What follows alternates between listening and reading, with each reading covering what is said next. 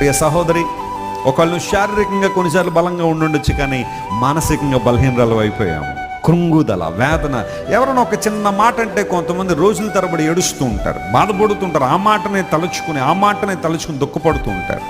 ఎవరైనా ఒక్క నింద వేస్తే చాలు, జీవితకాలం అంతా ఇంకా ఆ నింద కట్టుబడి ఉన్నాను అన్నట్టుగా ఆ కేజ్లో, ఆ ప్రిజన్లో చాలామంది ఉండిపోతూ ఉంటారు.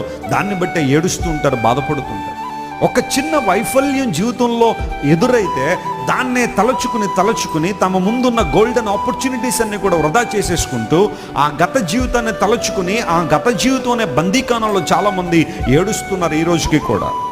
కొంతమందిని కలపండి, నాకు 1983 సంవత్సరంలో ఈ అన్యాయం జరిగిందండి. అది జరిగిపోయి ఇప్పుడు ఎంతకాలం అయింది? 40 సంవత్సరాలు అయిపోయాయి. ఇంకా నువ్వు అదే మనసులో పెట్టుకున్నావంటే నువ్వు గత జీవితం అనే బందీకానంలో ఉండిపోయావు. నాకు 1992లో పలానా వ్యక్తి ఇలాంటి అన్యాయం చేసి